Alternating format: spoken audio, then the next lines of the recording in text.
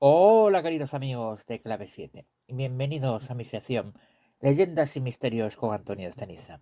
Hoy os quiero hablar de Centralia, el pueblo fantasma de Silent Hill. Estamos en Centralia, Pensilvania. Os aseguro, sin equivocarme, que se trata de uno de los lugares más curiosos e inquietantes que podáis conocer.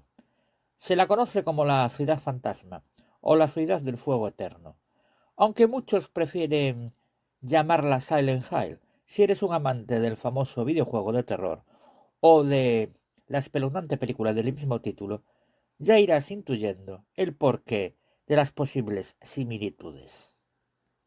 Una ciudad cubierta de niebla solitaria, la historia de un incendio y un fuego que sigue latente en las entrañas del subsuelo. ¿Estáis preparados para conocer Centralia? Recordad, tal vez sea un viaje solo de ida. En la región del carbón de los Montes Apalaches de Pensilvania, en el noroeste de Estados Unidos, se halla Centralia, o más bien lo que queda de esta pequeña población que un día fue una próspera comunidad minera y terminó convertida en un pueblo fantasma en cuyo subsuelo arde un infierno a más de 700 grados centígrados. Fue precisamente el carbón el que dio lugar a la fundación de la localidad a mediados del siglo XIX, y sería ese otrora preciado mineral el origen de su desaparición. Un fuego subterráneo, iniciado de forma accidental hace ahora unos más de 50 años, cerca de una mina abandonada, acabó extendiéndose por el subsuelo del pueblo, obligando a trasladar a la práctica totalidad de sus 1.200 habitantes y a derruir más de 500 casas. Centreville existía ya en el estado de Pensilvania desde 1841, pero no fue registrada como tal hasta 1866, momento en que pasó a llamarse Centralia. Era una ciudad tan próspera como cualquier otra en aquellos años, una ciudad más de Estados Unidos que centraba su economía en una cosa, su fructífera mina de carbón. En pocos años la ciudad empezó a tener escuelas, bancos, tabernas, parques e infinidad de sencillas casas donde sus habitantes vivían con normalidad, tranquilos al disponer de una mina que garantizaba plenamente su futuro y el de la propia Centralia, pero no siempre reinó la paz en esta pequeña ciudad. El propio fundador de la ciudad, Alexander Ra, fue asesinado por una asociación clandestina de mineros conocida como Molly Maguires. Estábamos a mediados de 1860 y este tipo de revueltas eran frecuentes, aunque la acaecida en Centralia tuvo su repercusión mediática en aquella época.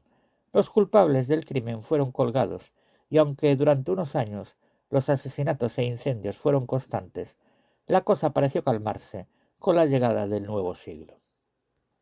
A mediados de los años 60, Centralia no podía ser más próspera.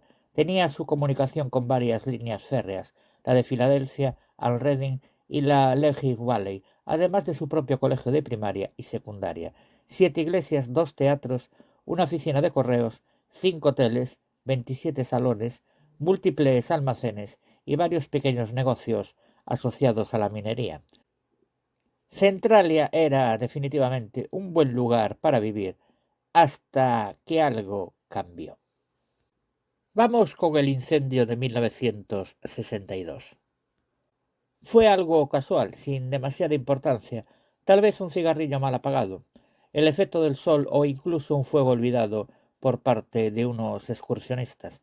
Quién sabe, el caso es que la chispa se prendió aquella mañana de 1962 en un pequeño vertedero a las afueras de Centralia, en un basurero que comunicaba con una de las fosas de la propia mina de carbón, una fosa abandonada que poco a poco fue encendiendo una vena principal.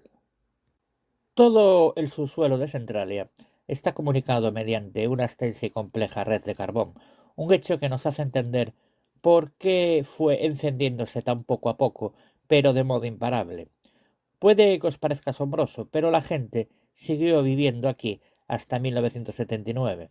Se hicieron varios intentos por sofocar ese fuego subterráneo que iba prendiendo calladamente las entrañas de la ciudad y emergiendo por las pequeñas vetas, por agujeros en la carretera, en los suelos de las casas, en los parques. Las llamas no se veían todos los días, pero ese infierno crecía y crecía en el propio vientre de la ciudad de Centralia. Los efectos, como no, fueron inevitables. Las personas estaban inhalando monóxido de carbono por la quema subterránea de carbón y las consecuencias se tradujeron en serios problemas de salud. Todo esfuerzo por sofocar el incendio era inútil.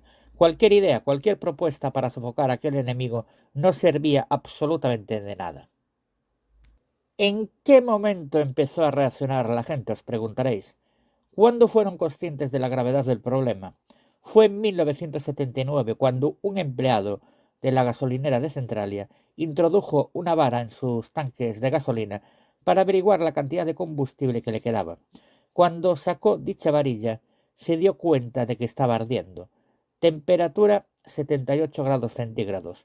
Aquello no era nada normal. Muchos empezaron ya a abandonar la ciudad, pero no fue hasta 1984 cuando el gobierno estadounidense se encargó del tema.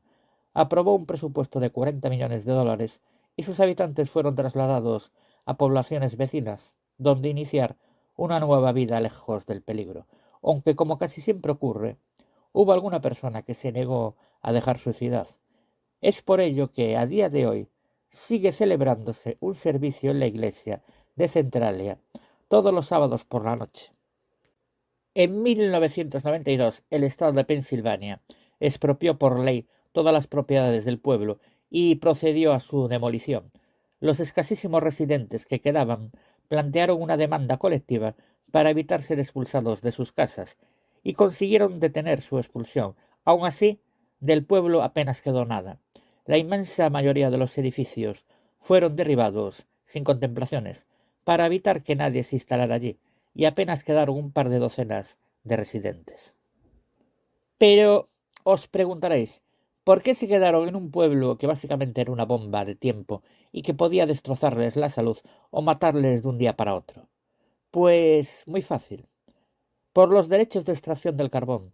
El mismo carbón que al arder devoraba las entrañas del pueblo podría llegar a ser rentable algún día. Y ese carbón, mis queridos amigos, valdría cientos de billones de dólares y era propiedad del Ayuntamiento de Centralia. Según los escasos residentes que se quedaron, la intención del estado de Pensilvania al expropiar el pueblo era básicamente quedarse con el carbón y sus derechos, y no estaban dispuestos a permitírselo. ¿Tenían razón? ¿Quién lo sabe? Decidieron arriesgarse a permanecer en las puertas del infierno para comprobarlo. Hoy Centralia permanece como una fantasmagórica ciudad abandonada. Las calles siguen existiendo, aunque el asfalto ha comenzado a ser devorado por la maleza, y aquí y allá se abren profundos hoyos por la presión del incendio. Apenas quedan 17 edificios en pie en el pueblo, entre ellos el ayuntamiento y la iglesia ortodoxa, que se salvó por estar al norte del pueblo, lejos del incendio. Según el censo de 2010, Centralia tiene 10 habitantes. En 1990 tenía 63 y en el 2000 apenas quedaban 21. El ayuntamiento sigue funcionando y se reúne una vez al año. La factura más grande que tuvo que pagar el año pasado fue la de la luz, $92. Los pocos residentes que quedan han ido perdiendo sucesivas batallas legales para evitar su expulsión, la última en febrero de ese mismo año. Las calles del pueblo están desiertas e inertes. En sus márgenes ya no hay cuidados céspedes, sino solares desolados y comidos por la vegetación. Los únicos lugares que se mantienen en buen estado son los cementerios, una metáfora para un pueblo que ya no conoce el futuro. Dicen que esta ciudad sigue siendo un infierno en llamas, un infierno que arde desde el subsuelo y que arroja su aliento caliente a través de grietas, a través de la tierra del bosque y de ese cementerio donde habitan los restos de la mayoría de sus vecinos.